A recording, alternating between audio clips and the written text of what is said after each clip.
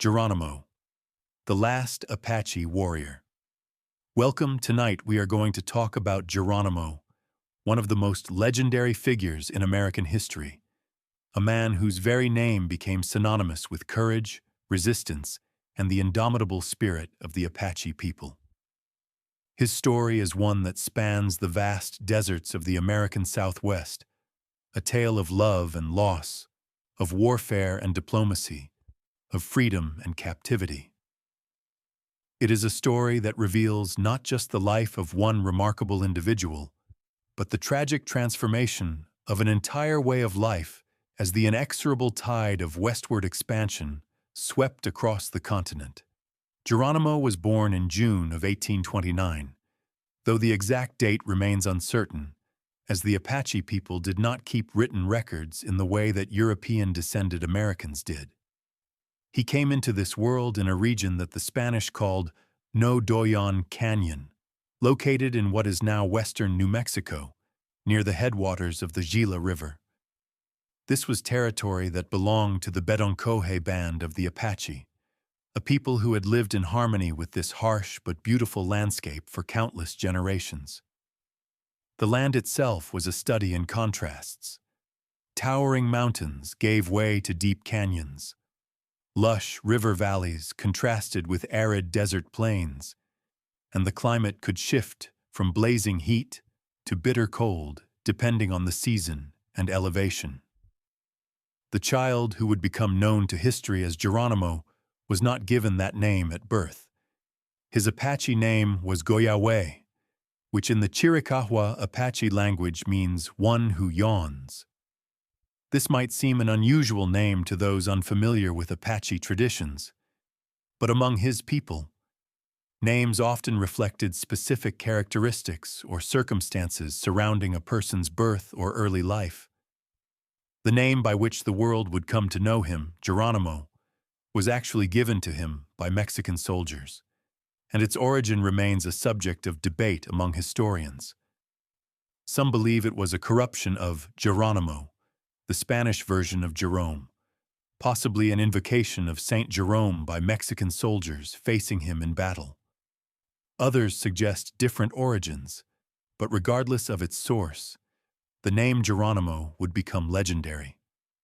Young Goyawe grew up in a world that was already changing, though the full scope of that change had not yet become apparent.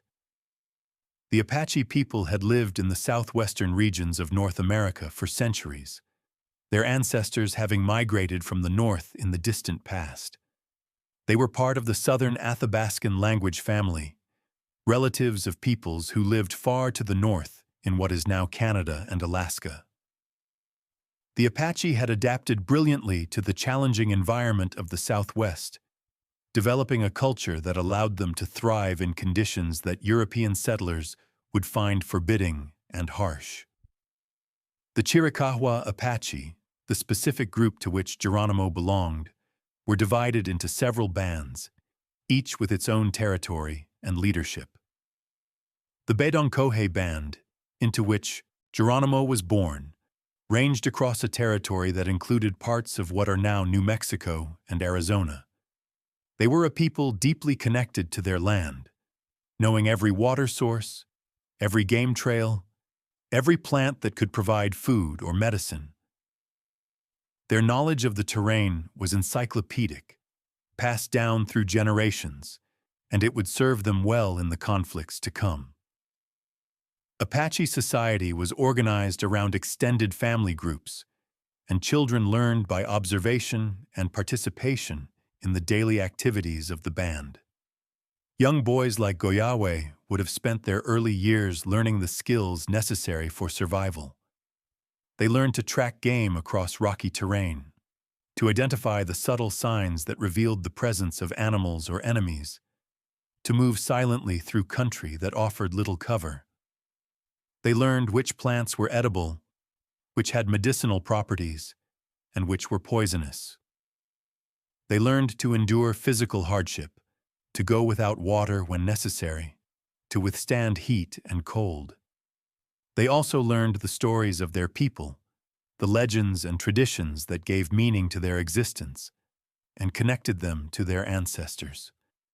The Apache were not a farming people in the way that some of their neighbors were, though they did practice some agriculture. They grew corn, beans, and squash when conditions permitted, but they were primarily hunters and gatherers, supplementing their diet through raids on neighboring peoples. This raiding was not seen as criminal behavior within Apache culture. It was instead a traditional way of acquiring resources, particularly horses and cattle, which had been introduced to the region by the Spanish. The Spanish had arrived in the Southwest in the 1500s, bringing with them horses, cattle, and a very different way of life. The Apache had quickly recognized the value of horses, which transformed their ability to hunt, travel, and wage war. By the time Geronimo was born, the Apache had been in contact with Europeans and their descendants for nearly 300 years.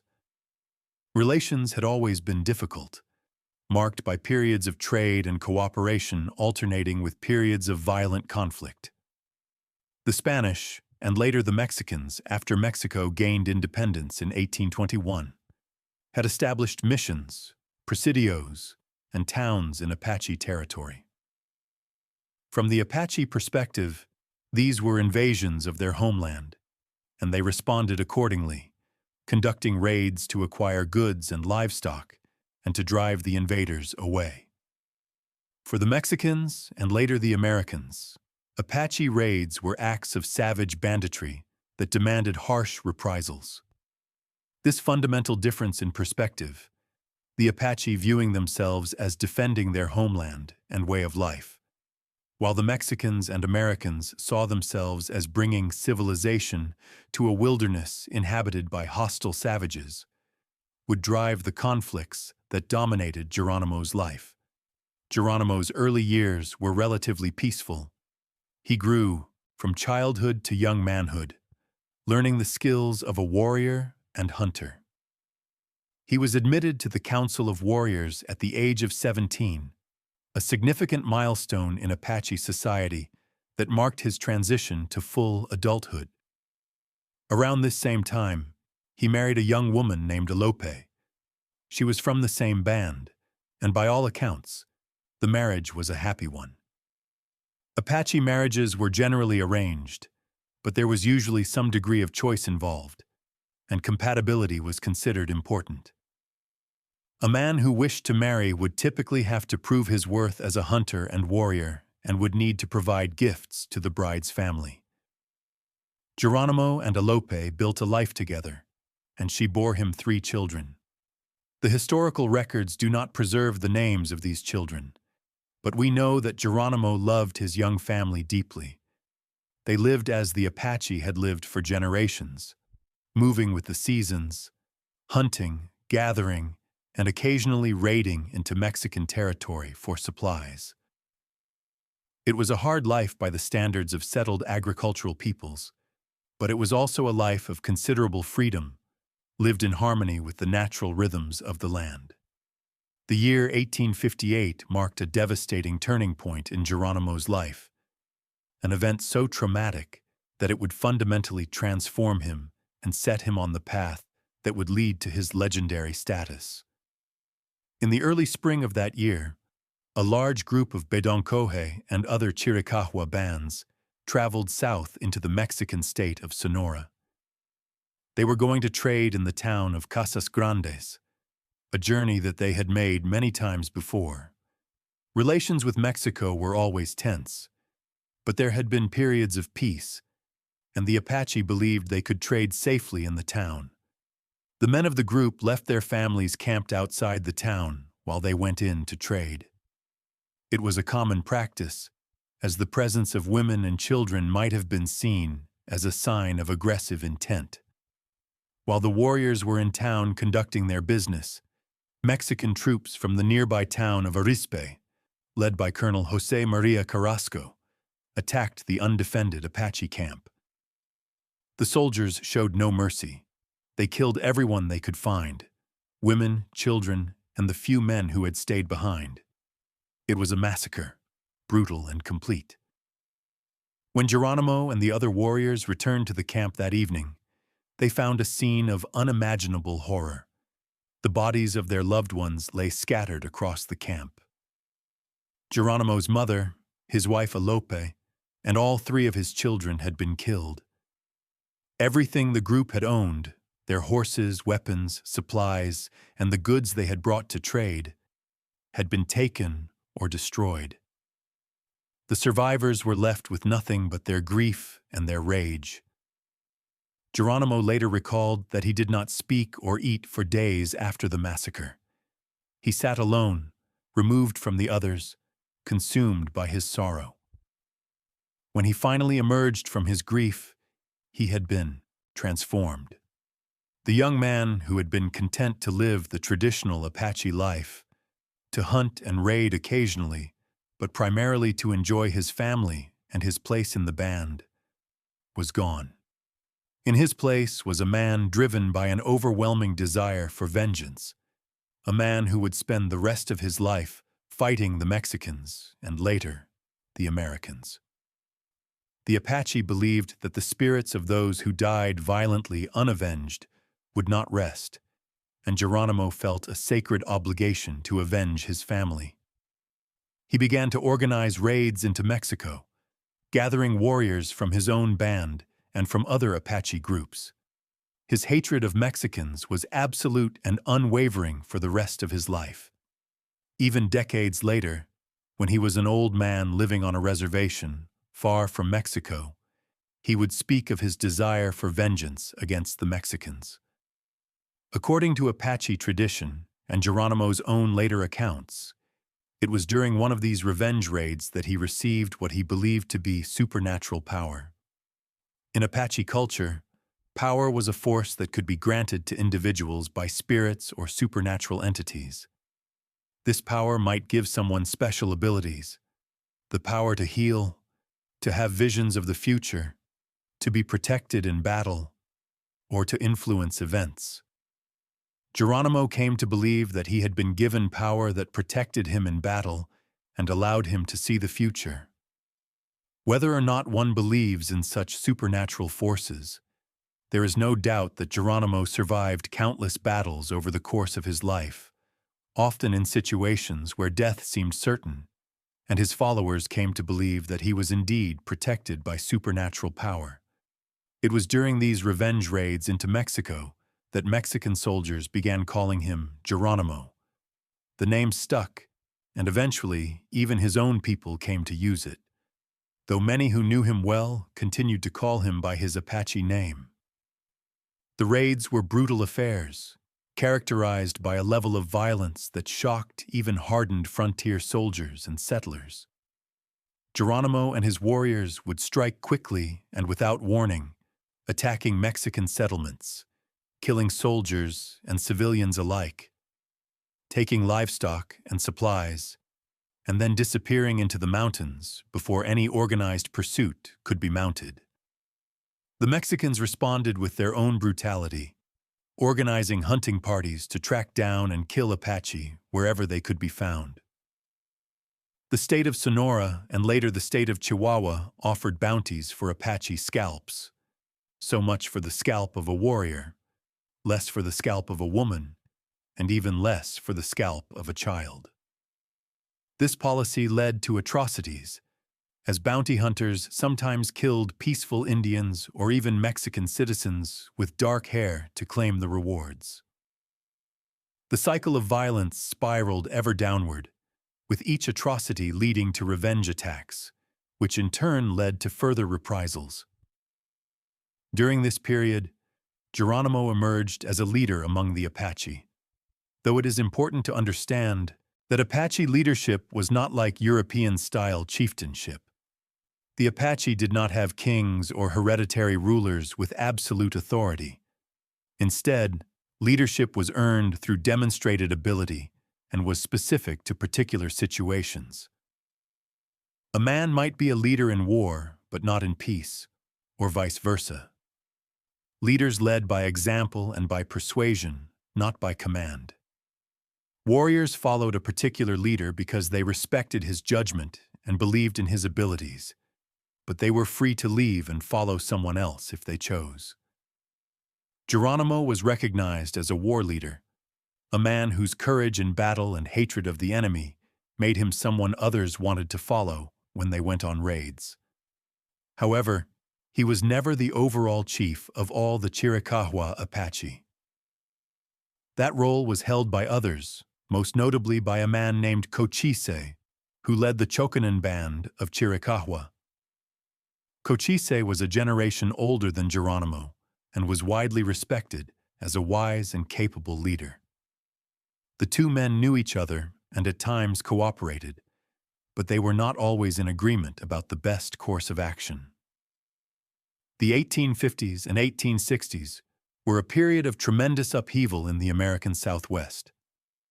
The region had been part of Mexico following Mexican independence from Spain in 1821, but the Mexican-American War of 1846 to 1848 resulted in Mexico ceding a vast territory to the United States.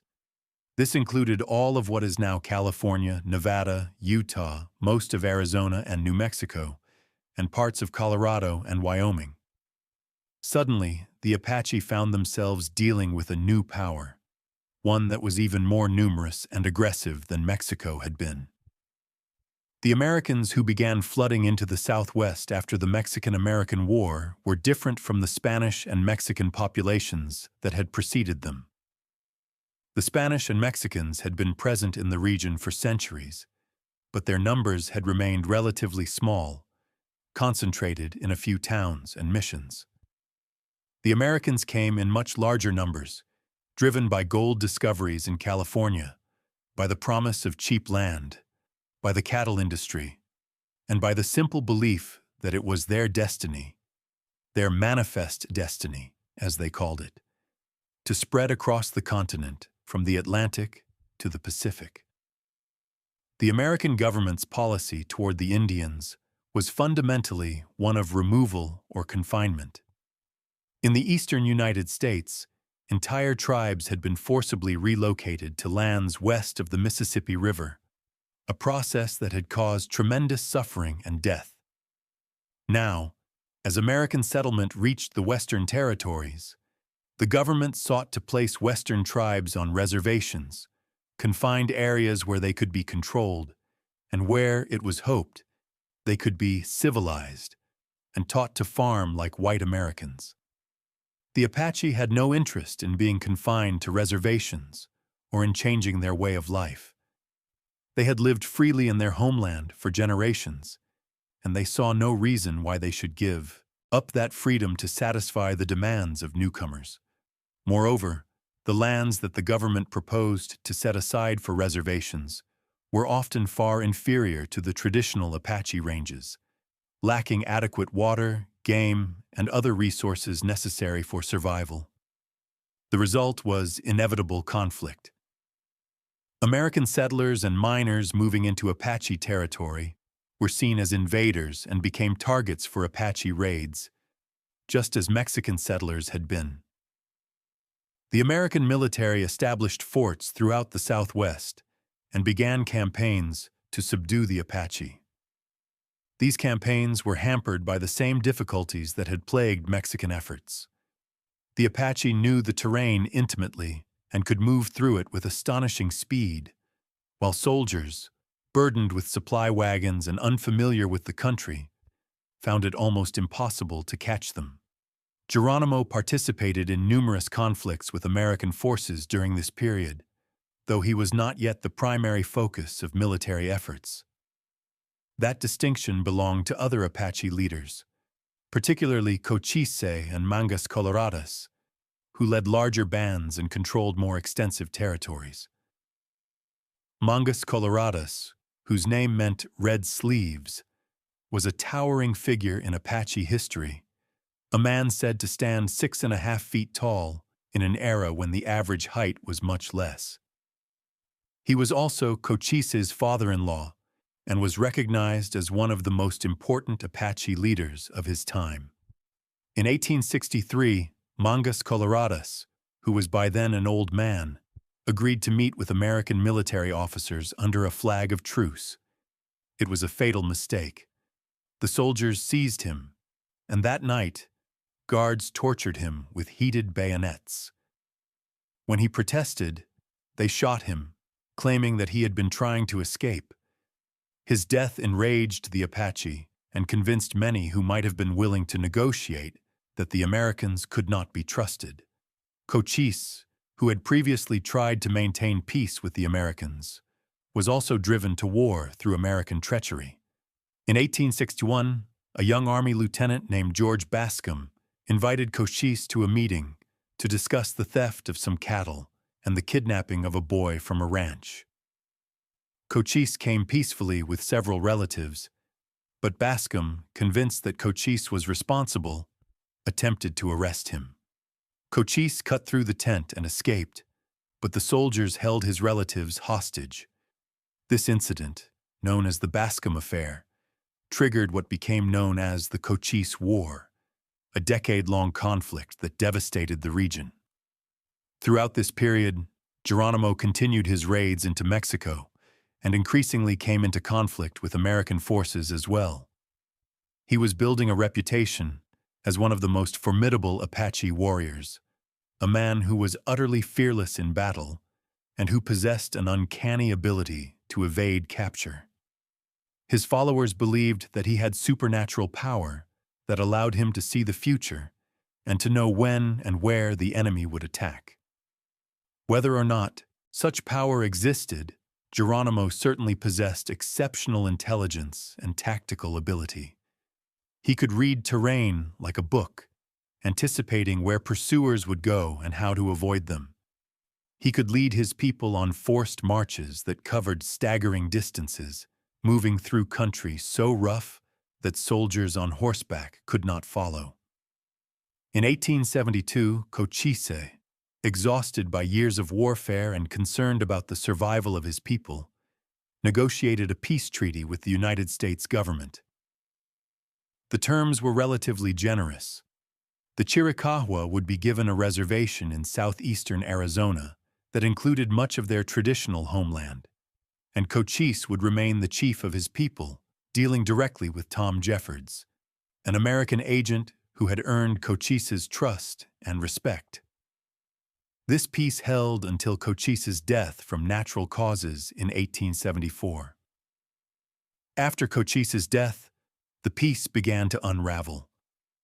The American government, under pressure from settlers and mining interests who wanted access to the mineral-rich lands of the Chiricahua Reservation, decided to move the Apache to a different reservation. In 1876, the government ordered the Chiricahua to relocate to the San Carlos Reservation in eastern Arizona, a desolate, unhealthy place that the Apache called the worst place in all the great territory stolen from the Apaches. San Carlos was a concentration of Apache bands that had traditionally been separate and sometimes hostile to one another. The government's idea was to gather all Apache in one place where they could be more easily controlled and monitored, but the policy was a disaster. The land was poor, water was scarce, disease was rampant, and rations provided by the government were often inadequate and of poor quality. Agents responsible for the reservation were frequently corrupt, skimming off supplies meant for the Indians and selling them for personal profit. The Apache were confined to the reservation and forbidden from leaving, prevented from hunting and raiding as they had always done.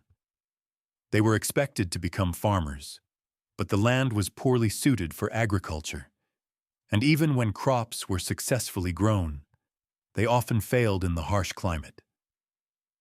Geronimo was among those forced to move to San Carlos. He had remarried twice since the death of Alope and his first family, and by this time, he had several wives and children. Polygamy was accepted in Apache culture, particularly for successful warriors and leaders who could provide for multiple families. Geronimo found life on the reservation intolerable. He and others made several attempts to escape, fleeing to Mexico where they could live free, raiding across the border for supplies.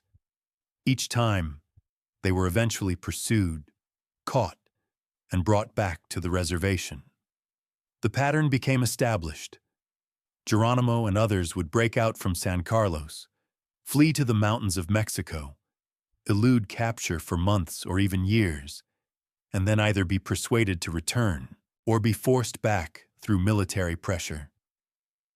These breakouts terrified settlers in Arizona and New Mexico, as the fleeing Apache would often raid ranches and settlements along their route, taking supplies, horses, and sometimes killing anyone who resisted.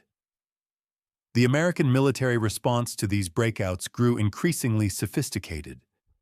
The Army recruited Apache scouts, men from bands that had remained peaceful or had old grudges against the renegades.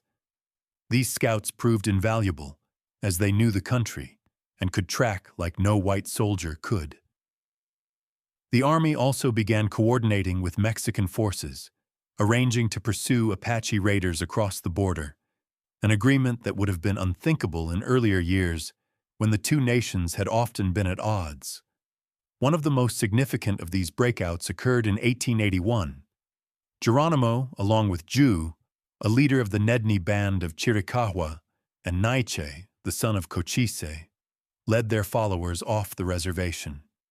They were pursued by both American and Mexican forces, but managed to elude capture for months, hiding in the Sierra Madre Mountains of Mexico, a wilderness so remote and rugged that it had never been fully mapped.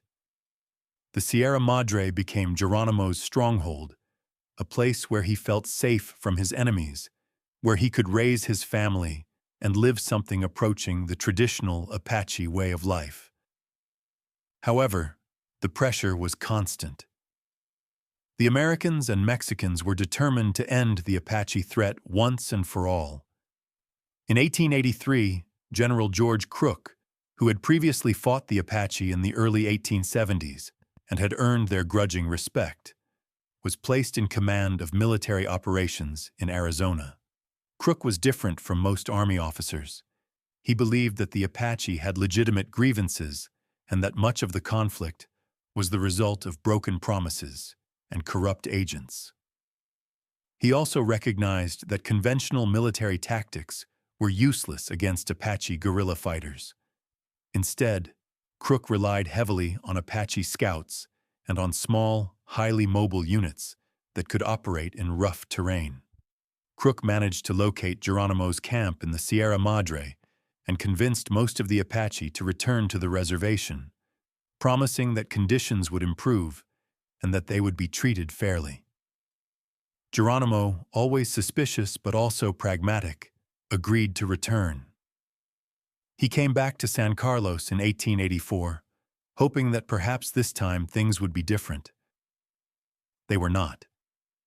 The same problems that had driven him to flee before: inadequate rations, interference with traditional customs, restrictions on movement, and the ever-present pressure from settlers and government officials who wanted the Apache removed entirely, continued. In May 1885, Geronimo fled the reservation again, this time taking with him about 134 people, including warriors and their families. Among those who left with him were Naiche, who as the son of Cochise had considerable prestige, and other prominent warriors. This final outbreak would become the most famous episode of Geronimo's life, the campaign that would cement his legendary status. For more than a year, this small band of Apache, never more than about 40 warriors, along with women and children, eluded and fought against an army that at its peak included 5,000 American soldiers, 500 Indian scouts, and thousands of Mexican soldiers. It was an astounding feat of endurance and tactical brilliance, a demonstration of just how formidable the Apache could be, even when vastly outnumbered and outgunned. Geronimo and his band ranged across a vast territory, striking in Arizona, then disappearing into Mexico, only to reappear weeks later hundreds of miles away. They moved constantly, never staying in one place long enough for the soldiers to catch them. They traveled light, taking only what was necessary, and could cover distances in a day that would take regular troops a week. They knew every waterhole, every hidden canyon, every route through the mountains. When pursued, they would split up, each group going a different direction, reuniting later at a prearranged location. They laid false trails and ambushes, punishing any force that got too close. The raids they conducted along their route were brutal. Ranches were attacked, livestock taken, and anyone who resisted was killed. The Apache were fighting for their survival and their freedom, and they gave no quarter to those they saw as their enemies. The settlers of Arizona and New Mexico lived in terror, never knowing when or where the Apache might strike next. Newspapers across the country carried lurid stories of Apache atrocities, and there were calls for the complete extermination of the tribe. General Crook pursued the renegades relentlessly, using his Apache scouts to track them into Mexico. In March 1886, Crook managed to locate Geronimo's camp and arrange a meeting. The two men talked, and Geronimo agreed to surrender, accepting Crook's terms. The Apache would be sent east to Florida for a period of time, but would eventually be allowed to return to Arizona. Crook left for Fort Bowie to make arrangements, leaving a small guard with the Apache. However, before the surrender could be completed, Geronimo had second thoughts. A bootlegger named Bob Triboulet sold whiskey to some of the Apache, and also allegedly told them that they would be hanged as soon as they crossed into American territory. Whether this was true, or whether Geronimo simply could not bring himself to surrender his freedom, he and Naiche and about 20 followers fled again, heading back into the Sierra Madre. It was a devastating blow to Crook, who felt that Geronimo had betrayed him. Crook asked to be relieved of command, and General Nelson Miles replaced him. Miles took a different approach.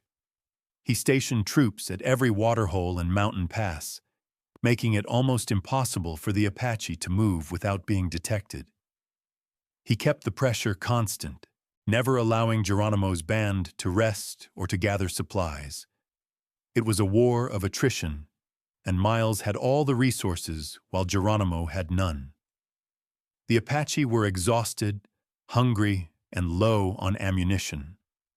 Many of the warriors had families with them, and the constant flight was taking a terrible toll on the women and children. Miles also employed a tactic that proved decisive.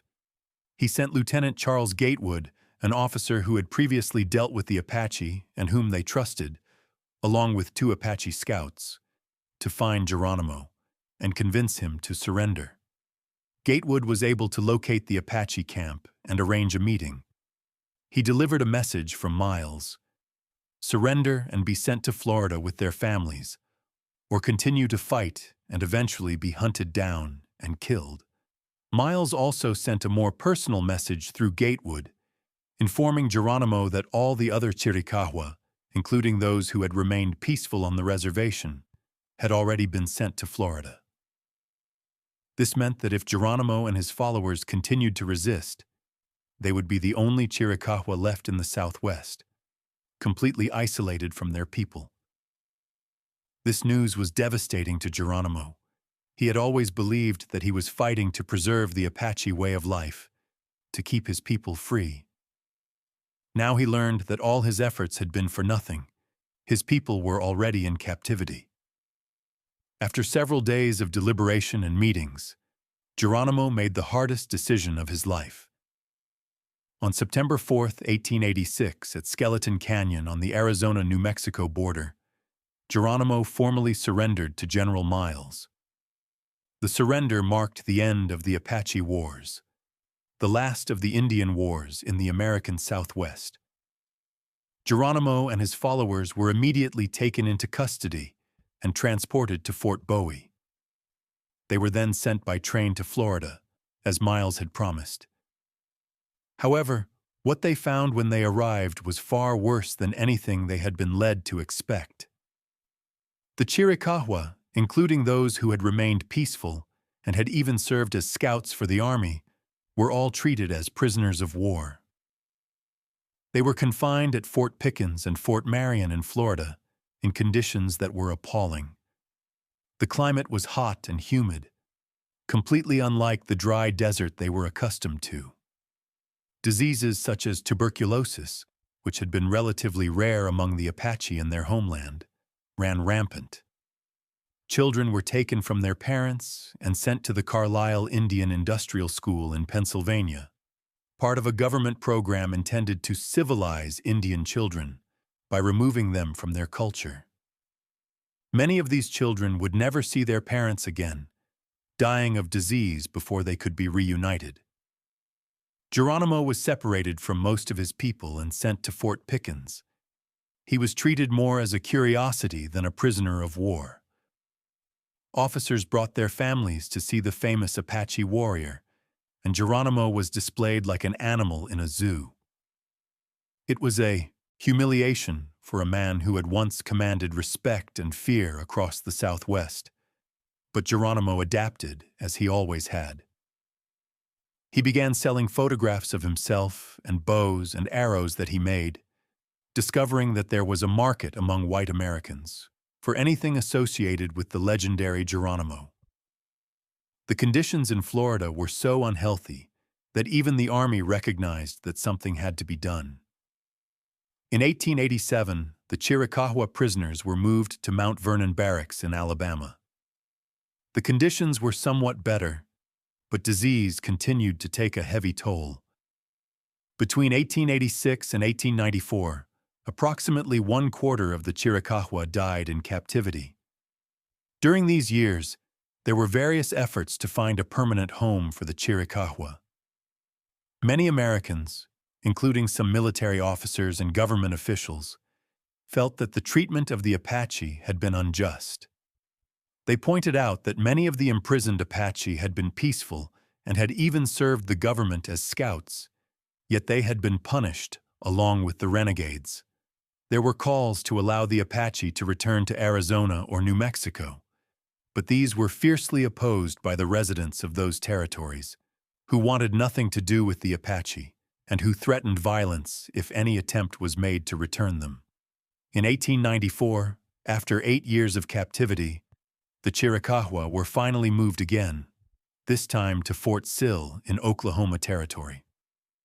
The climate was better than Florida or Alabama, and the Apache were allowed to build homes and farm small plots of land. They were still prisoners of war, confined to the fort and its surrounding lands, but it was an improvement over what they had endured. Geronimo settled into this new life, building a house and planting crops. He took several more wives, as other Apache men had died, and their widows needed protection and support. Geronimo adapted to his new circumstances with remarkable resilience. He learned some English, though he never became fluent. He joined the Dutch Reformed Church and was baptized, though it's unclear how deep his Christian faith went. He continued to practice traditional Apache religious customs as well. He became a celebrity, the most famous Indian in America.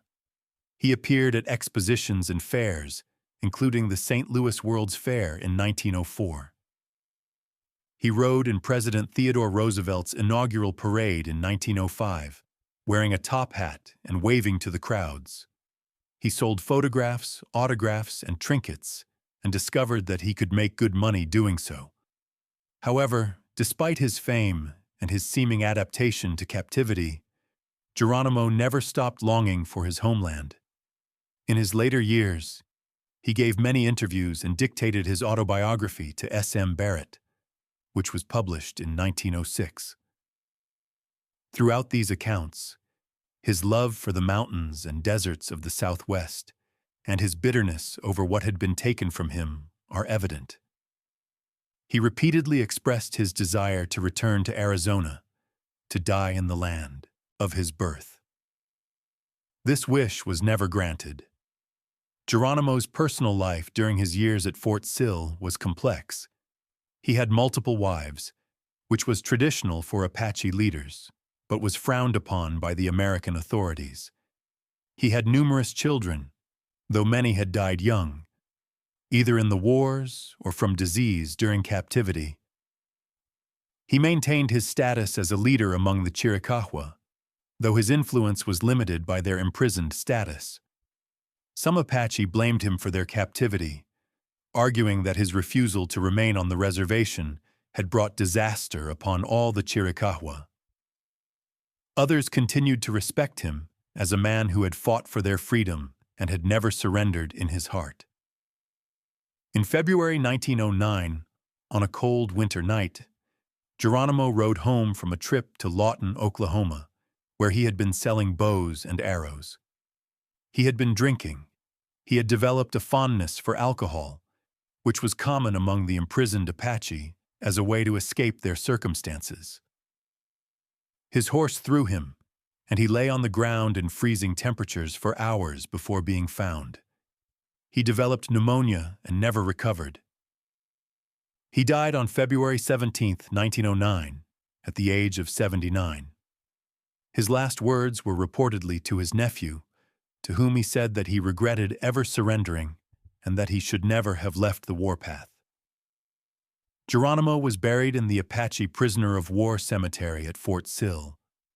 His grave became a pilgrimage site, visited by thousands of people each year. In death, as in life, he remained famous, his name recognized around the world. The legend of Geronimo grew with each passing year, sometimes bearing little resemblance to the actual man and his life. The story of Geronimo is not just the story of one man, no matter how remarkable. It is the story of an entire people and their struggle to preserve their way of life in the face of overwhelming forces of change. The Apache were not passive victims of history. They fought with extraordinary courage and skill to defend their homeland and their freedom. But they were facing an enemy that had unlimited resources, that could replace every soldier lost while the Apache could not, and that was driven by an ideology that saw Indian removal as not just practical, but morally justified as the spread of civilization. The tragedy of Geronimo and his people is that they were doomed from the start, not because they lacked courage or skill or determination, but because they were vastly outnumbered and outmatched in terms of resources. The westward expansion of the United States was an unstoppable force in the 19th century, driven by millions of settlers seeking land and opportunity, by a government committed to continental expansion, and by technological advances that made it possible to traverse and settle previously inaccessible regions. The Apache way of life, based on mobility, hunting, gathering, and raiding, was incompatible with American settlement patterns. Americans needed permanent ownership of land, needed to be able to travel and conduct business without fear of attack, needed the resources of the West to fuel their growing industrial economy. From their perspective, the Apache represented an obstacle to progress, a savage remnant of a primitive past that had to be swept aside so that civilization could advance. From the Apache perspective, the Americans were invaders who had stolen their homeland, who had broken every promise they made, who had attacked their families and destroyed their way of life. Both perspectives contained elements of truth, and both were shaped by profoundly different worldviews that made mutual understanding almost impossible. Geronimo himself was a complex figure, impossible to reduce to simple hero or villain. He was a man who suffered terrible losses and spent much of his life seeking revenge. The raids he led resulted in the deaths of many people, including women and children who had no personal responsibility for the death of his family or the dispossession of his people.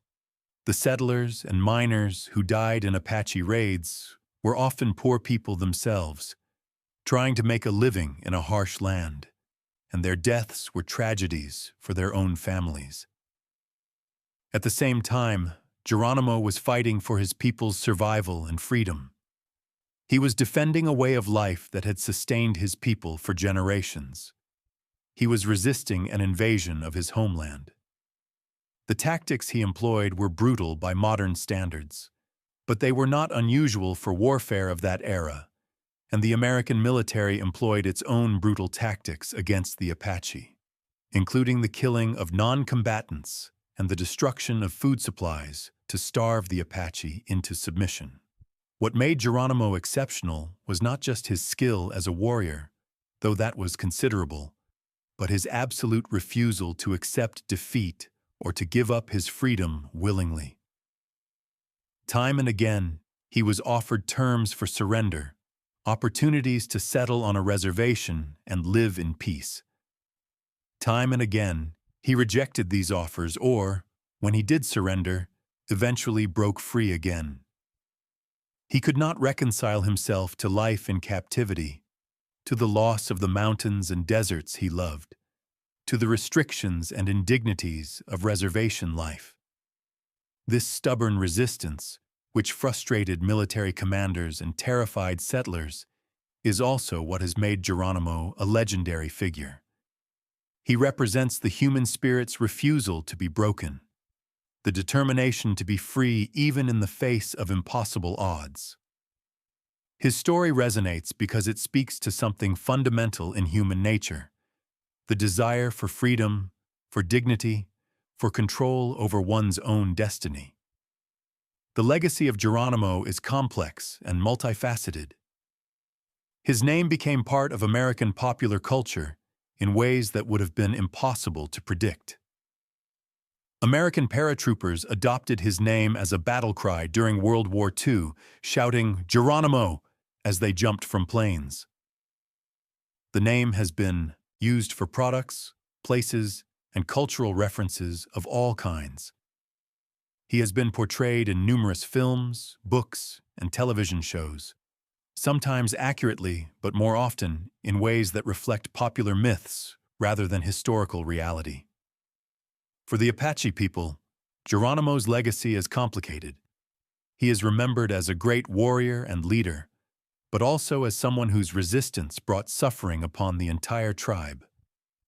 The imprisonment of all Chiricahua, including those who had remained peaceful, was directly related to Geronimo's refusals to remain on the reservation.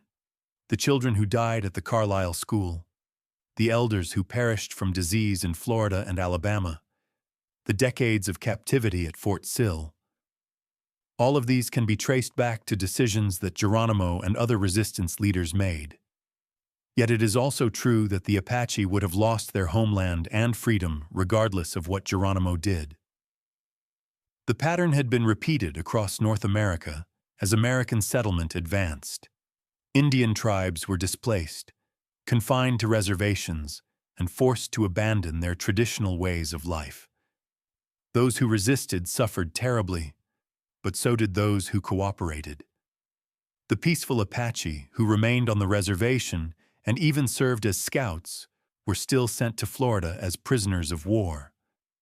The tragedy was not caused by Geronimo's resistance, but by the fundamental incompatibility between Apache culture and American expansion. The conditions that the Chiricahua endured in captivity were shameful by any standard. They were punished not for specific crimes, but for being Apache. Many had never raised a weapon against the United States, yet they were imprisoned for 27 years, longer than many convicted murderers would have served. Children were taken from their parents and sent to schools designed to strip them of their culture and language. Families were broken apart, and an entire people were nearly destroyed by disease and despair. It was not until 1913, 4 years after Geronimo's death, that the surviving Chiricahua were finally released from prisoner of war status. They were given a choice. They could either remain at Fort Sill on individual allotments of land or move to the Mescalero Apache Reservation in New Mexico. Most chose to move to Mescalero, hoping to return to something closer to their homeland, though they were never allowed to return to Arizona, where the majority of their traditional territory had been located. Today, the descendants of Geronimo and the other Chiricahua Apache live primarily on the Mescalero Apache Reservation in New Mexico. The reservation includes parts of the Sacramento Mountains, beautiful country that bears some resemblance to the mountains where their ancestors once roamed free. The Chiricahua have merged with the Mescalero and Lipan Apache bands, and together they work to preserve their culture, language, and traditions. The historical sites associated with Geronimo's life are scattered across the Southwest. Gila Wilderness in New Mexico includes the area where he was born. The Chiricahua Mountains in southeastern Arizona, now part of Chiricahua National Monument, preserve some of the landscape where Cochise and Geronimo once led their people. Fort Bowie, where Geronimo surrendered, is now a National Historic Site. The Apache Prisoner of War Cemetery at Fort Sill, Oklahoma, where Geronimo is buried, remains a place of pilgrimage for those interested in Apache history. The story of Geronimo raises profound questions about justice, freedom, and cultural survival. Was he a terrorist, as some contemporary accounts portrayed him? A savage killer who had to be stopped at all costs? Or was he a freedom fighter, defending his people and homeland against invasion? Was his continued resistance a noble stand for freedom or a futile gesture that brought unnecessary suffering to his people? The answer, perhaps, is that he was all of these things, or none of them. That such labels, which we impose from our own cultural perspective, and with the benefit of hindsight, fail to capture the reality of a man living through one of the most turbulent periods in American history. Geronimo was a man shaped by tragedy, driven by both love for his people and hatred for his enemies, caught between two worlds and fully at home in neither. What is clear is that Geronimo was an extraordinary individual who lived through extraordinary times. His military skills were exceptional, his courage undeniable, his determination absolute. He adapted to changing circumstances with remarkable resilience, whether leading warriors through the mountains of Mexico or selling photographs to tourists at fairs. He survived when many around him died, and he maintained his dignity and his identity as an Apache even when everything else had been taken from him. The world that Geronimo knew, the world of the free Apache ranging across their homeland, living in harmony with the land, is gone and can never be recovered. The buffalo that once roamed the plains in uncountable millions are reduced to a few protected herds. The vast wilderness of the Southwest has been crossed by roads and dotted with cities.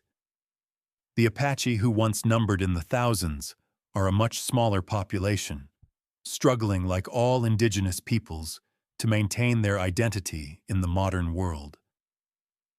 Yet something of Geronimo's spirit endures. It endures in the Apache people who continue to honor their traditions and pass their stories down to new generations. It endures in the landscape itself, in the mountains and deserts that Geronimo loved, which remain wild and beautiful despite all the changes that have occurred. It endures in the memory of a man who refused to surrender his freedom without a fight, who became a legend in his own lifetime, and remains one today.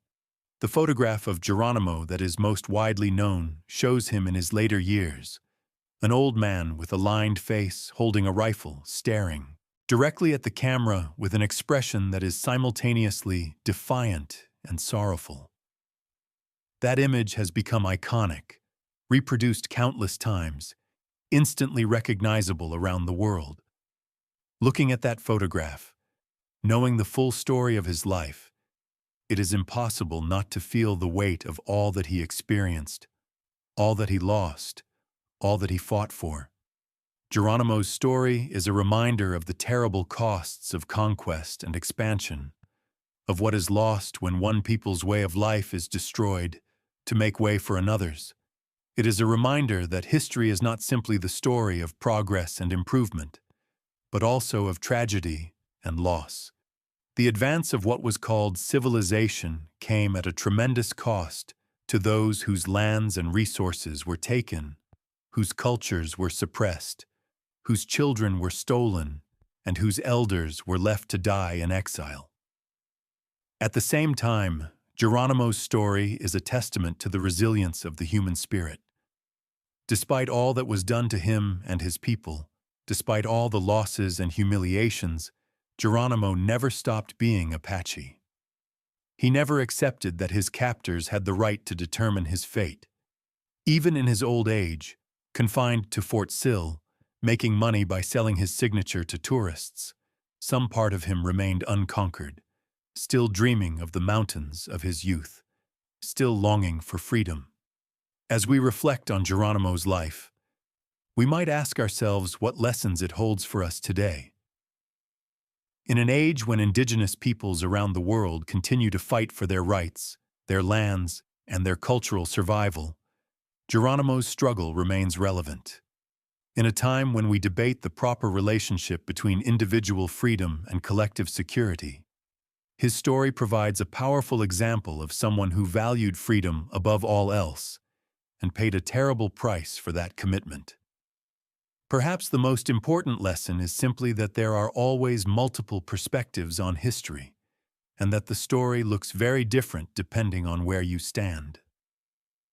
To the American settlers and soldiers of the 19th century, Geronimo was a hostile who threatened their lives and their dreams of building a new life in the West.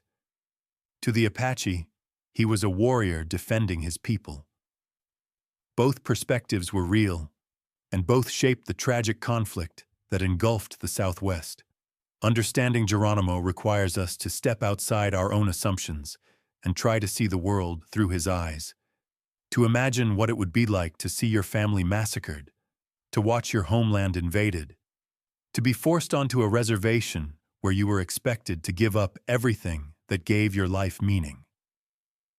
It requires us to recognize that courage, honor, and love of freedom are not the exclusive property of any one people or culture, but are universal human qualities that can be found in all times and places.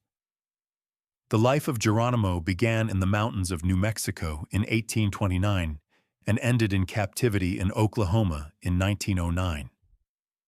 In those 80 years, he witnessed the complete transformation of the Southwest, the destruction of the Apache way of life, and the near extinction of his people. He fought for decades to prevent that outcome, and when he finally surrendered, he did so not because he had been defeated in battle, but because he could see no other way to ensure that some of his people would survive. His name lives on, known to millions who know nothing else about Apache history or culture. It has become a byword for courage, for resistance, for the refusal to give up even when all hope seems lost. Whether that reputation is fully deserved, or whether it simplifies and romanticizes a much more complex reality, is something each person must decide for themselves after examining the full historical record. What cannot be denied is that Geronimo was a remarkable individual who lived through remarkable times. His story is an integral part of American history, a reminder of the high cost of the nation's expansion across the continent. It is also a deeply human story of love and loss, of courage and despair, of adaptation and resistance. It is a story that deserves to be told and remembered, not just for what it tells us about one man, but for what it reveals about the human condition and the eternal struggle for freedom and dignity. As the night draws to a close, we are left with the image of an old warrior, far from the mountains he loved, selling his photograph and signature to make ends meet, never forgetting the family he lost or the homeland he could never return to. We are left with the memory of a man who chose to fight rather than to submit, who valued freedom above safety, and who became a legend in his own lifetime. We are left with Geronimo, the last Apache warrior, whose name will be remembered as long as people value courage and freedom. And so we conclude our journey through the remarkable life of Geronimo. It has been a long and complex story, spanning 80 years of tumultuous American history, encompassing war and peace, freedom and captivity, triumph and tragedy. It is a story that reminds us that history is not just about dates and battles and treaties, but about real people who loved and suffered and struggled to find their place in a changing world. Geronimo was such a person, more than a legend, more than a name shouted by paratroopers or used to sell merchandise. He was a man who lived fully and intensely, who never gave up fighting for what he believed in, and whose spirit continues to inspire us today. Thank you for joining me on this exploration of Geronimo's life. May his memory serve as a reminder of the importance of freedom, the tragedy of cultural destruction, and the enduring power of the human spirit.